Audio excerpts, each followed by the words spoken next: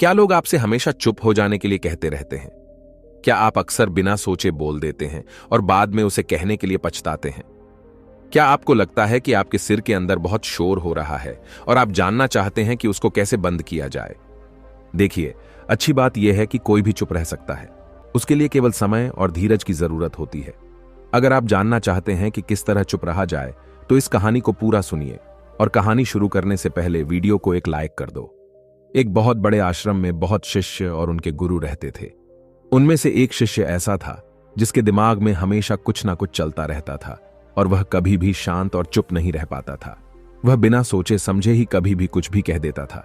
उसके दोस्तों ने भी उसे कई बार टोका, लेकिन उसके अंदर से यह निकल ही नहीं पाता था। वह इस आदत से बहुत ही परेशान था। एक दिन गुरु के उपदेश देने के बाद सभी शिष्य अपने अपने कामों में लग गए। उनमें से एक शिष्य जो कभी भी चुप नहीं रह पाता रहा था, वह वहीं पर बैठा रहा और सभी शिष्यों के जाने के बाद अपने गुरु से कहता है कि है गुरुवर, मेरी समस्या का समाधान कीजिए। मैं कभी भी चुप नहीं रह पाता हूं। मेरे अंदर हमेशा कुछ ना कुछ चलता रहता है। मैं बिना सोचे समझे ही किसी से कुछ भी कह देता हूं। मेरी समस्याओं का समाधान कीजिए गुरुवार। मैं इस चुप ना रहने की वजह से बहुत परेशान हूं। शिष्य की यह बात सुनकर गुरु ने कहा कि चुप रहना कोई बहुत बड़ी बात नहीं है। कोई भी चुप रह सकता है, बस उसके लिए केवल समय और धीरज की जरूरत होती है। आज मैं तुम्हें उस एक विधि के बारे में बताऊंगा जिससे तुम्हारी यह सारी समस्याओं का समाधान होगा।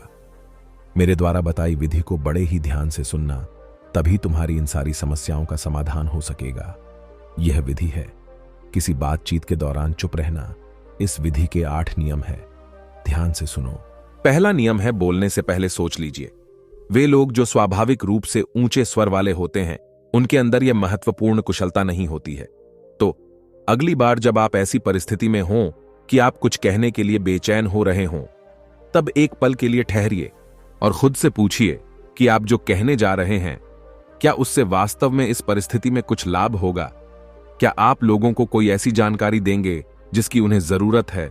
लोगों को हंसाएंगे, उन्हें आश्वस्त करेंगे, या सिर्फ इसीलिए कुछ बोलेंगे कि आपको सुना जा सके? अगर आपको नहीं लगता है कि आपको जो भी कहना है उससे किसी को वास्तव में कोई लाभ होगा, तब उस बात को अपने तक ही रखिए। शुरुआत में आप इस नियम का पालन करिए कि जो भी 2 बातें सोचें, उनमें से केवल एक ही को कहिए। जैसे जैसे आप चुप रहने का अभ्यास बढ़ाएं, आप हर 3 में से एक चीज कह सकते हैं या प्रत्येक 4 में से एक चीज। इस विधि का दूसरा नियम है, बात को बीच में मत काटिए। कभी भी किसी व्यक्ति की बात को जब वह बोल रहा हो, बीच में तब तक मत काटिए जब तक कि आपको ऐसा न लगे कि आपको जो भी कहना है वह इस कन्वर्सेशन के लिए बहुत ही महत्वपूर्ण है। मान जाइए, क्या ऐसा कभी भी होता है? किसी की बात काटना न केवल अशिष्टता होती है, बल्कि इससे कन्वर्सेशन का फ्लो भी बाधित होता है और आप बड़बोले लगने लगते हैं। अगर आपको सचमुच में कोई कमेंट करना ही है या कोई सवाल पूछना ही है, तब उसको नोट कर लीजिए और तब तक रुकिए जब तक कि बोलने वाला व्यक्ति अपनी बात पूरी न कर ले। और जब वह रुके, तब देखिए कि क्या आपकी बात या सवाल अभी भी रेलिवेंट है। आपको यह जानकर आश्चर्य होगा कि अगर आप लोगों को अपनी बात पूरी कर लेने देंगे, तब आपके कितने सारे प्रश्नों का जवाब अपने आप ही मिल जाएगा। इस विधि का तीसरा नियम, अपने बारे में बातें करने की जगह सवाल पूछिए। अगर आप अधिक चुप रहने का अभ्यास कर रहे हैं, तब संभावना यही है कि आपकी आदत है कि दूसरों को अपने विचार साझा करने देने की जगह आप अपने ही बारे में या अपनी पसंद की चीजों के बारे में लगातार बोलते रहते हैं। तो अगली बार जब कन्वर्सेशन चल रहा हो और आपकी बोलने की बारी आए, तब आप लोगों से सवाल पूछिए ताकि आपको उस टॉपिक के बारे में इंसाइट मिल सके जिसको आप डिस्कस कर रहे हैं, और उनकी हॉबीज के बारे में और मजा लेने के लिए वे क्या करना पसंद करते हैं, इसके बारे में जानकर आप उनके बारे में और भी अधिक जानकारी पा सकें। आपकी बातों से ऐसा नहीं लगना चाहिए कि आप पूछताछ कर रहे हैं, और न ही आपको ऐसे सवाल पूछने चाहिए जिनसे लोग अनकंफर्टेबल हो जाएं। बातों को हल्का फुल्का, दोस्ताना और शिष्ट ही रखिए, और याद रखिए कि मुख्यतः कोई भी कन्वर्सेशन यह अधिक बताता है कि आप दूसरे की परवाह करते हैं और आपकी दिलचस्पी चीजों के बारे में, अपने विचारों को शेयर करने में कम और उसकी भावनाओं, विचारों और दृष्टिकोण की जानकारी लेने में अधिक है। चौथा नियम, आप कुछ भी कहें उसके पहले 10 से उल्टी गिनती गिनिए।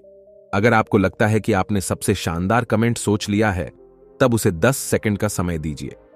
10 से उल्टी गिनती गिनिए और देखिए कि क्या वह विचार उसके बाद भी उतना ही अपीलिंग लगता है, या दूसरे लोगों को समय दीजिए कि वे अपनी बात कह सकें और आपको अपनी बात कहने का अवसर ही नहीं मिले। ये तरकीब तब भी बहुत बढ़िया काम करती है जब आपको गुस्सा आ रहा हो या आप अपसेट हों और अपनी भड़ास निकालना चाहते हों। अपने आप को शांत होने के लिए थोड़ा समय देने से आप शायद ऐसा कुछ कहने से बच सकते हैं जिसके लिए आपको बाद में पछताना पड़े। जब आप इसमें माहिर हो जाएंगे तब शायद आप सिर्फ 5 तक भी गिन सकते हैं। इतना कम समय भी आपको यह समझने में मदद कर सकता है कि आपको चुप रहना चाहिए या नहीं। इस विधि का 5वां नियम ध्यान से सुनिए। अगर आप चुप रहना चाहते हैं तब आपको एक बढ़िया श्रोता बनने की कोशिश करनी पड़ेगी। जब कोई आपसे बात करे तब आई कांटेक्ट बनाइए, मुख्य मुद्दे चुन लीजिए और बातों का छिपा हुआ मतलब समझने की कोशिश करिए, जिससे कि आपको पता चल सके कि कहने वाला वास्तव में क्या कह रहा है और वह वास्तव में क्या महसूस कर रहा या रही है। उस व्यक्ति को बात कर लेने दीजिए, धैर्य रखिए और टेक्स्ट मैसेज जैसे डिस्ट्रैक्शन से ध्यान को बंटने मत दीजिए।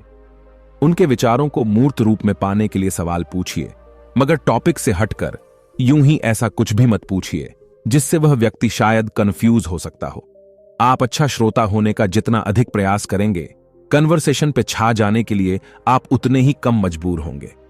एक बढ़िया रूल ऑफ थंब यह हो सकता है कि बोलने और सुनने के समय में संतुलन बनाया जाए, मतलब उनको बराबर रखा जाए। संतुलित कन्वर्सेशन ही सबसे स्वस्थ होता है। 6वां नियम, शिकायत करना बंद करिए। अगर आप अपने कन्वर्सेशन का बहुत सारा समय उन चीजों के बारे में शिकायतें करने में गुजार देते हैं जिनके कारण आज आपको चिढ़ हुई, जैसे कि आज आपको सुबह कितना खराब ट्रैफिक मिला, आपको दोस्त से आज एक गंदा ईमेल मिला, किस तरह जाड़े की वजह से आपका स्टाइल सिकुड़ता जा रहा है, अब आपको इससे सहायता मिल सकती है। अगर आप सोचें कि दूसरे व्यक्ति के पास इन सभी बातों के लिए क्या जवाब उपलब्ध हो सकता है, बातचीत किस ओर जा सकती है, क्या इसका कोई प्रोडक्टिव परिणाम होगा, दूसरा व्यक्ति आपकी बातों को सुनकर आपके और आपके एटीट्यूड के बारे में क्या सोच सकता है। अगर उन चीजों की शिकायत करने से जिनको आप वास्तव में बदल नहीं सकते आपको बेहतर लगता है, तब उनको अपने किसी जर्नल में लिख डालिए। वास्तव में जोर से शिकायत करने का कोई फायदा तो है नहीं, है ना?